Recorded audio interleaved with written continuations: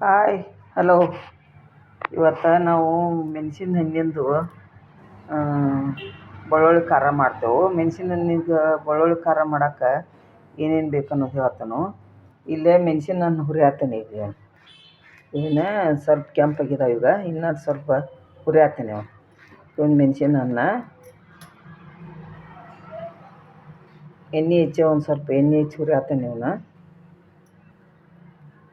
ಇದು ಬೆಳ್ಳುಳ್ಳಿ ಖಾರ ಮಾಡೋದು. ಹಿಂದಕ್ಕೆ ಒಂದು ಸಲ ನಿಮಗೆ ರಂಜಕ ಮಾಡೋದು ತೋರಿಸಿದ್ನಿ. ಅದ್ರ ಲಿಂಬೆ ಹಣ್ಣು ಹಾಕಿ ಮಾಡೀನಿ. ಈ ಸಲ ಹುಣಸೆ ಹಣ್ಣು ಹಾಕಿ ಮಾಡ್ತೇನೆ. ಬೆಳ್ಳುಳ್ಳಿ ಖಾರ ಅಂತಾರೆ ಇದಕ್ಕೆ. ಬೆಳ್ಳುಳ್ಳಿ ಖಾರ ಮಾಡ್ಬೇಕಂತಾರೆ ಹೆಂಗೆ ಮಾಡೋದು ಅನ್ನೋದು ಹೇಳ್ತೇನೆ ನಿಮ್ಗೆ. ಮಾಡಿ ನೋಡಿರಿ ನೀವು. ಆಮೇಲೆ ಇದು ಅರ್ಧ ಸ್ಪೂನ್ ಜೀರಿಗೆ ಬೇಕು. ಆಮೇಲೆ ರುಚಿಗೆ ತಕ್ಕಷ್ಟು ಉಪ್ಪು ಬೇಕು. ಇದು ಕರಿಬೇವು, ಒಂದು 2 ಬೆಳ್ಳುಳ್ಳಿ ಗಡ್ಡೆ. ಆಮೇಲೆ ಒಂದು ಸ್ವಲ್ಪ ಒಂದು ಲಿಂಬೆ ಹಣ್ಣಿಕ್ಕಿಂತ ಸಣ್ಣದು ಅಷ್ಟು ಹುಣಸೆ ಹಣ್ಣು. ಆಮೇಲೆ ಬೆಲ್ಲ ಇದಿಷ್ಟು ಮಿಕ್ಸಿ ಹೊಡಿಸ್ಬೇಕೀಗ. ಭಾಳ ಟೇಸ್ಟ್ ಆಕತಿ. ಮಾಡಿ ನೋಡಿರಿ. ಇದು ಬೆಳ್ಳುಳ್ಳಿ ಖಾರ, ಇದು ಭಾರಿ ಟೇಸ್ಟ್ ಆಕತಿ. ಮಾಡಿ ನೋಡಿರಿ.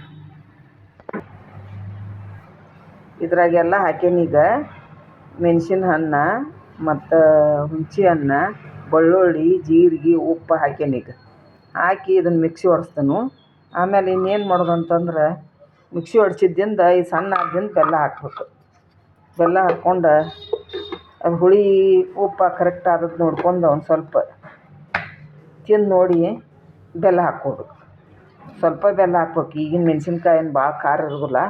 ಅದು ಹುಣಸೆ ಹಣ್ಣು ಹಾಕೋದ್ರಿಂದ ಸ್ವಲ್ಪ ಹುಳಿ ಅನ್ನಿಸ್ತೈತಲ್ಲ, ಅದಕ್ಕಾಗಿ ಬೆಲ್ಲ ಹಾಕೋದು. ಇದನ್ನು ಒಂದು ಲಿಂಬೆ ಹಣ್ಣು ಅಷ್ಟು. ಭಾಳ ಟೇಸ್ಟ್ ಆಕತಿ. ಮಾಡಿ ನೋಡಿರಿ. ಈಗ ಮಿಕ್ಸಿ ಹೊಡೆಸ್ತಾನೆ. ಈ ಥರ ಆಗೈತಿ. ಈಗ ಇನ್ನೂ ರುಬ್ಬಬೇಕದ. ಇದನ್ನು ಮಿಕ್ಸಿ ಹೊಡೆಸ್ಬೇಕು. ಇದು ಇನ್ನೊಂದು ಸ್ವಲ್ಪ ಉಪ್ಪು ಹಾಕ್ಬೇಕು.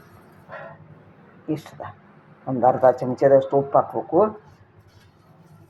ಆಮೇಲೆ ಬೆಲ್ಲ ಈಗ ಹಾಕ್ಕೋಬೇಕು. ಸಣ್ಣ ಆದ್ದಿಂದ ಹಾಕ್ಬೇಕು ಬೆಲ್ಲ. ಮತ್ತು ಅದು ಎಲ್ಲ ಮೇಕಪ್ ಆಕತಿ. ಈ ಥರ ಬೆಳ್ಳುಳ್ಳಿ ಖಾರ ಈಗ ರೆಡಿ ಆಗೈತಿ. ಇದು ಯಾರೋ ಒಬ್ರು ಕೇಳಿದ್ರು, ಬೆಳ್ಳುಳ್ಳಿ ಖಾರ ಹುಣಸೆ ಹಣ್ಣು ಹಾಕಿ ಹೆಂಗೆ ಮಾಡ್ತಾರೆ ಅಂತೇಳಿ. ಅದಕ್ಕೆ ಹೇಳತ್ತೇನು. ಮತ್ತು ಈ ಥರ ಆಗೈತಿ ಇದು.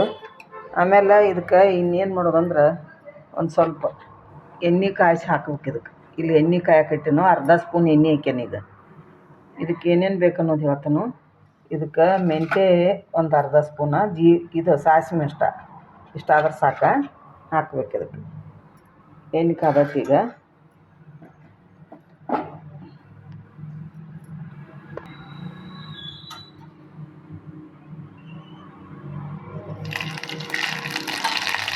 ಗ್ಯಾಸ್ ಬಂದ್ ಮಾಡಿಬಿಡೋದು. ಇದು ಮೆಂತ್ಯ ಕಾಳು ಹಾಕೋದು. ಆಮೇಲೆ ಎಣ್ಣೆ ಇದನ್ನು ಒಂದು ಸ್ವಲ್ಪ ಸಣ್ಣಗಾದ್ದಿಂದ ಹಾಕ್ಬೇಕು. ಇದು ಸಣ್ಣಗಾಗಬೇಕು, ಬಿಸಿದು ಹಾಕಬಾರ್ದು. ಮೆಂತ್ಯದ ವಾಸನೆ ಎಷ್ಟು ಚಂದ ಬರ್ತೈತಿ. ಇಷ್ಟ ಹಾಕ್ಬೇಕು. ಇದು 2 ತಿಂಗಳು ಇಟ್ಟರು ಕೆಡಂಗಿಲ್ಲ ಖಾರ. ಮಾಡಿ ನೋಡಿರಿ. ಬಾಯಾಗ ಭಾಳ ಟೇಸ್ಟ್ ಆಕತಿ.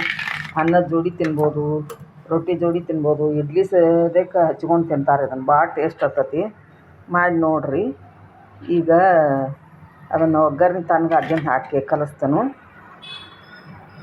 ಬೆಳ್ಳುಳ್ಳಿ ಖಾರ ಇದು ಹುಣಸೆ ಹಣ್ಣು ಹಾಕಿ ಮಾಡಿರ್ತೇವೆ. ಭಾಳ ಟೇಸ್ಟ್ ಆಕತಿ. ಮಾಡಿ ನೋಡಿರಿ.